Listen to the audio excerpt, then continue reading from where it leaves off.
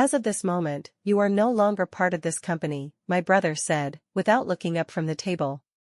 He didn't shout. He didn't explain. He simply slid a folder of documents toward me, as if he were pushing me over the edge of my own life. I was sitting in the conference room where I'd spent the last 4 years. I'd helped launch this business from scratch, nights, no paycheck, no days off. I'd brought in the first clients. I'd written the lawsuits when we didn't even have a name. And now the lawyer next to him calmly added, "Your share has been redistributed, the decision has been made." I watched as my brother, the man with whom I'd shared a childhood room, crossed his arms and looked directly at me for the first time in this entire conversation. There was no anger in his gaze. Only confidence. The kind of confidence you get from people who are certain you can't do anything. "It's business. Don't be dramatic," he said. Someone on the board chuckled. Someone looked away. And I suddenly realized that all of this had been discussed without me. 4 weeks. Months. Perhaps years. My name was no longer on any documents. My access to the systems was blocked. My ideas were already their strategy. I left the office with a box of personal belongings and a strange feeling of emptiness. Not hysteria. Not tears. But clarity. They had just thrown me out of business. And they were absolutely certain that my story ended there. People always assume it was his company because his name was on the paperwork. But that business didn't start in some boardroom with investors and confidence. It started at my kitchen table with unpaid bills, cold coffee, and me doing the math while my brother talked big. We built it together. When he had the idea, I was the one who turned it into something workable. I handled the logistics, the budgeting, the vendor calls, the customer emails. I built the systems that kept everything from collapsing. When clients were angry, I smoothed it over. When money was tight, I stretched it. When he froze under pressure, I moved. In the early days, he was the face. I was everything else. I worked nights and weekends without pay because we're family and it'll pay off later. I believed that. I believed in us. I believed that contribution mattered more than titles. I even brushed off comments like, "Once this grows, we'll formalize roles," because I trusted him. The company grew faster than we expected. Contracts got bigger. Money started coming in. And slowly, subtly, the language changed. It stopped being we and became my. Meetings happened without me. Decisions were made before I was told. But I was still doing the work. Still holding it together, still believing I had a place, because how could I not? I helped build the foundation. I just didn't realize how easy it was for him to convince himself that foundations don't deserve credit once the building is standing. It didn't happen all at once. It was subtle, almost polite. In meetings, my brother would say we when talking about decisions I made alone. Emails to partners stopped CCing me. Clients I'd onboard suddenly thought he was their main contact. When praise came in, it somehow never reached me. At first, I told myself I was being paranoid. That this was just growing pains. But then I noticed patterns I couldn't unsee. My ideas were presented later as his strategic vision. My late nights fixing problems turned into things the team handled. When someone thanked me directly, he'd jump in with a laugh and say, "Yeah, but I'm the one keeping the big picture together." The worst part wasn't even the credit, it was how easily everyone accepted his version. Vendors, advisors, even family members started treating me like an assistant instead of a co-founder. When I corrected someone, I was called sensitive. When I pushed back, I was emotional. Eventually, I learned that the fastest way to be erased wasn't conflict, it was letting someone else rewrite the story while you kept working quietly. By the time he told people the business was his baby, most of them already believed it. I didn't get kicked out in a dramatic explosion. That's the part that still messes with me. It was quiet. Administrative. A slow, deliberate tightening of doors I didn't realize were being closed until I was already outside. I found out later, piecemeal, through awkward silences and accidental slips, that my brother had been planning it for months. He'd met with a lawyer without telling me, changed the operating agreement under the excuse of simplifying things, reframed my role from co-founder to support. When I asked why certain decisions were suddenly happening without me, he'd smile and say, "I'm just handling the boring stuff so you don't have to." I believed him. Or maybe I wanted to. The final move came wrapped in concern. He said investors were more comfortable with a single decision maker. That it was temporary. That I'd still be taken care of. Then one morning my access was gone: email, accounts, project tools. HR sent me paperwork like I was a bad hire, not the person who built half the company. When I confronted him, he didn't deny it. He just said, calmly, "This is what's best for the business." And in that moment, I understood, he hadn't snapped. He'd calculated. It didn't even happen behind closed doors. That's the part that still makes my stomach twist. Jason called an all-hands meeting on a Tuesday morning. Clients dialed in. 2 partners were physically in the room. Half our staff was sitting there with coffee cups, notebooks open, expecting updates on Q3 strategy. I thought it was about expansion. He knew I would. Instead, he stood at the head of the table, didn't look at me once, and said, "Moving forward, the company will be restructuring leadership. I'll be assuming full executive control." Then he added, casually, like it was a footnote, "Emily will no longer be involved in operations." No explanation. No warning. No acknowledgement that I'd built half of what was on those slides behind him. Someone actually laughed, nervously, like they thought it was a joke. One of the junior managers glanced at me, eyes wide, waiting for me to say something. Jason kept talking: new org chart, new vision, cleaner decision-making. My name wasn't anywhere. I tried to speak. He talked over me. I tried again. He raised his hand, at me, and said, "We'll discuss this later." Later never came. By the end of the meeting, my company email was locked. My Slack access gone. A security badge I helped design stopped working. People avoided eye contact as I packed my bag, not because they thought I was wrong, but because they were afraid. That was the moment I realized this wasn't just betrayal. It was erasure. What hurt almost as much as being pushed out was how quickly my family lined up to explain it away. My mom said it was just business and that my brother needed full control to keep the company stable.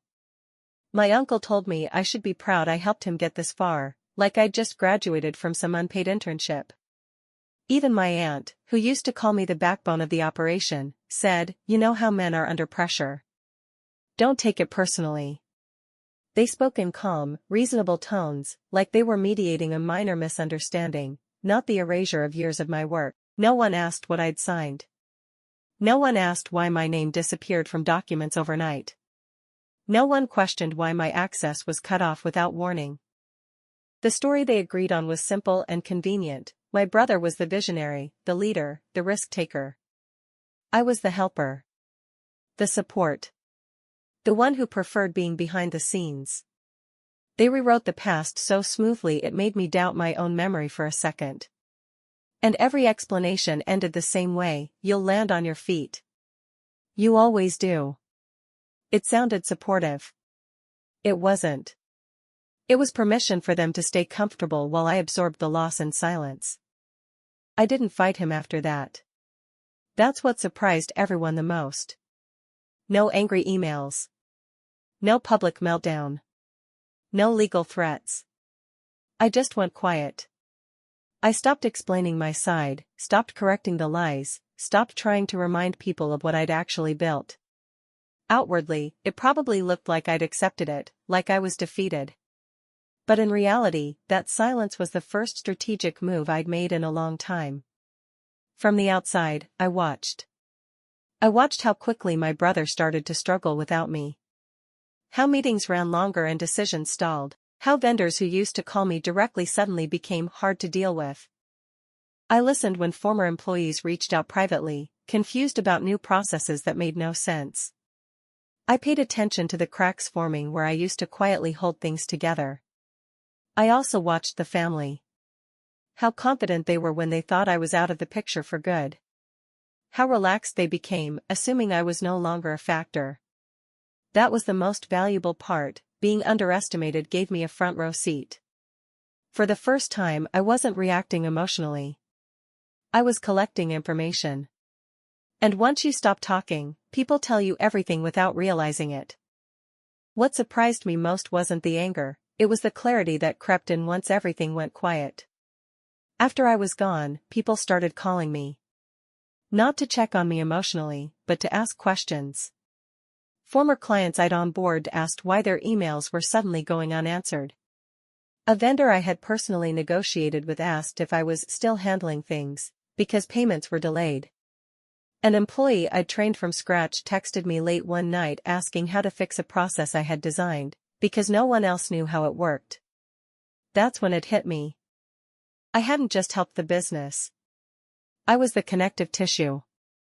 I was the one who smoothed conflicts, built systems, remembered details, followed up, and quietly made sure things didn't fall apart.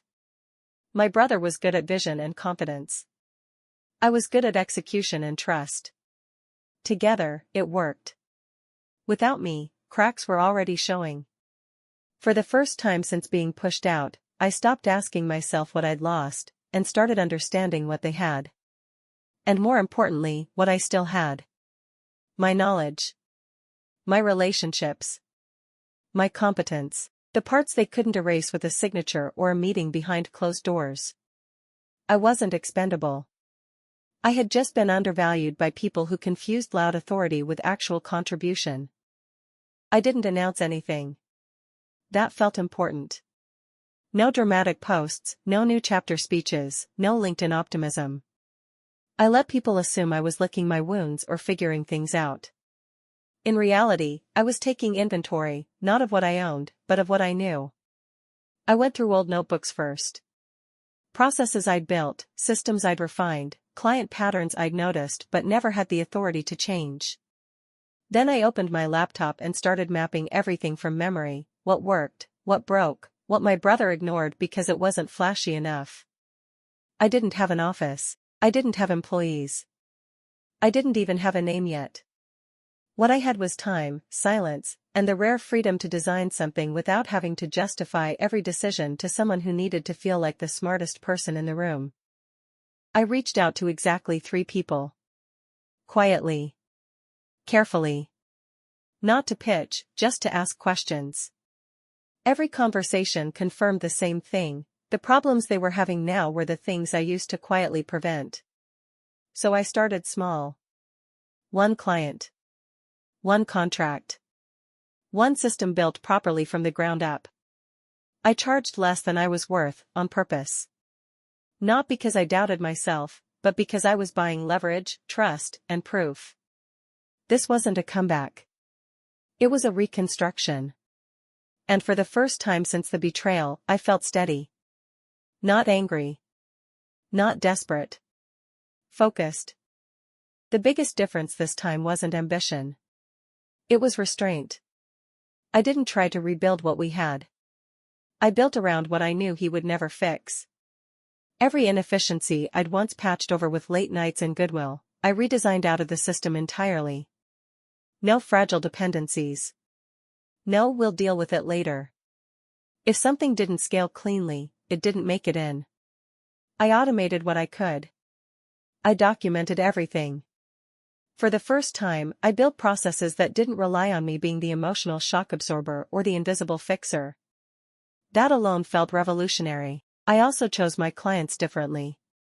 Before, we took anyone with money and a pulse because growth was the goal. Now, I looked for alignment.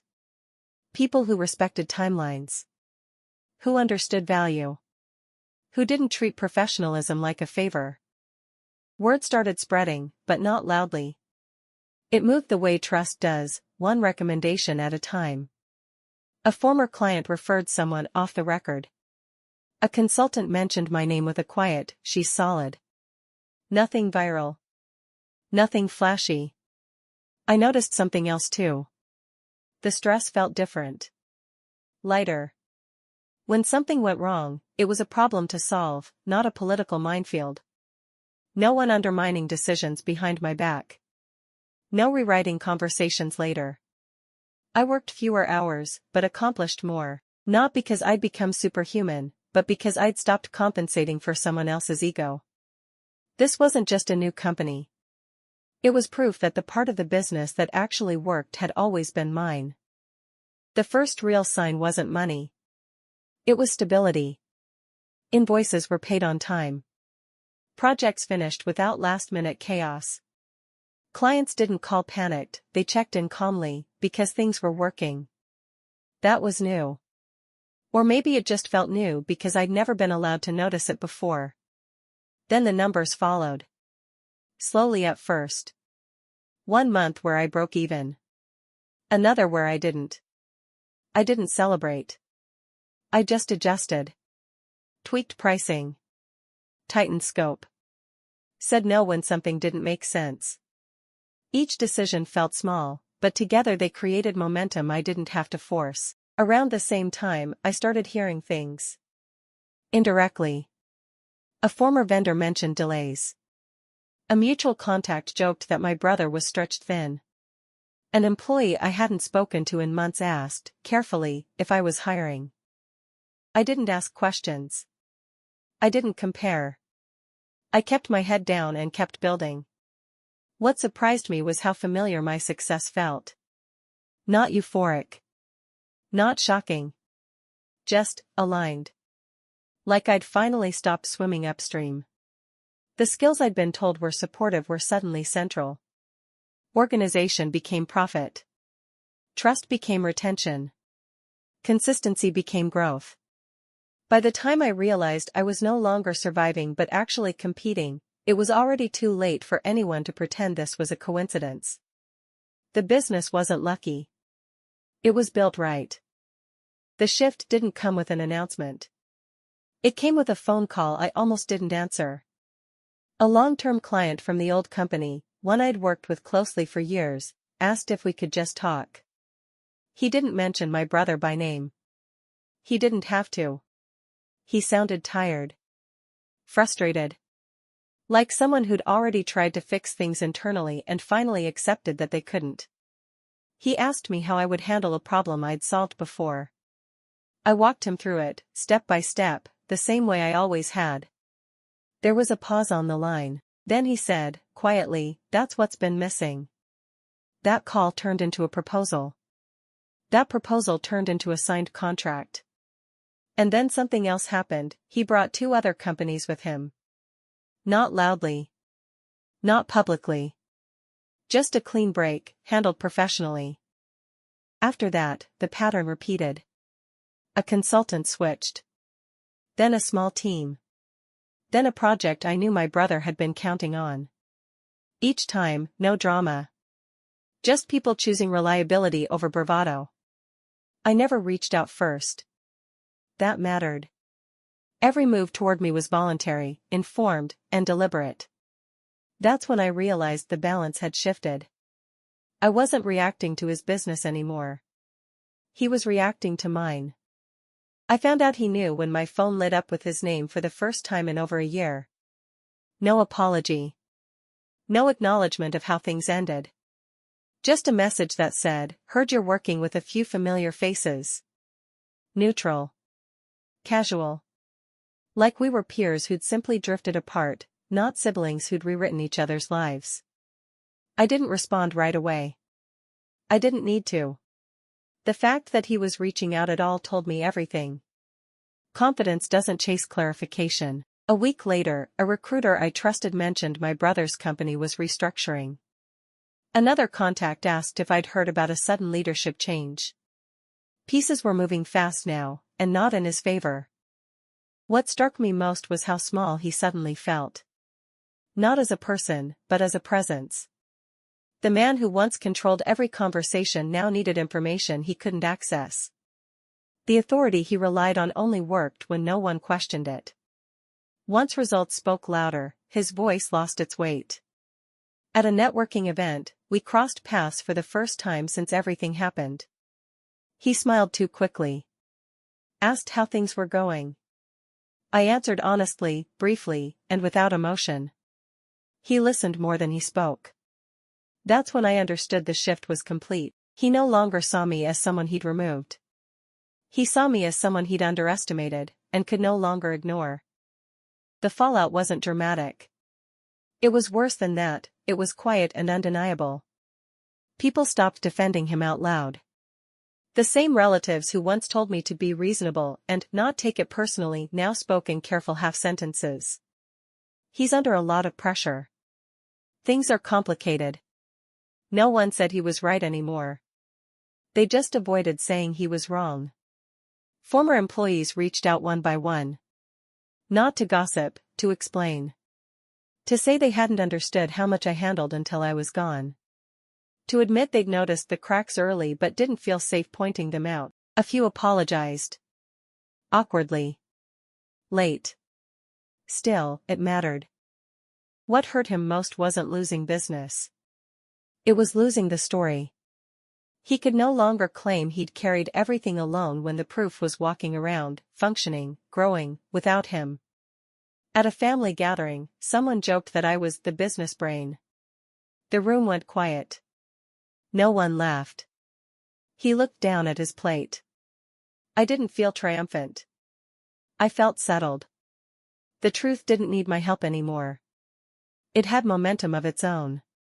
Consequences don't always arrive with punishment. Sometimes they arrive as clarity, and the slow collapse of a narrative that was never real to begin with. For a long time, I thought what hurt most was losing the business. It wasn't. It was losing my place in the story, watching people I loved decide that my role was optional, replaceable, convenient to forget. But here's what I learned: if someone can erase you that easily, it's because they never understood your value in the first place. And that misunderstanding isn't something you can fix by explaining yourself louder. Being pushed out forced me to separate my worth from permission. From titles. From family approval. I stopped trying to be included and started being effective. Quietly, intentionally.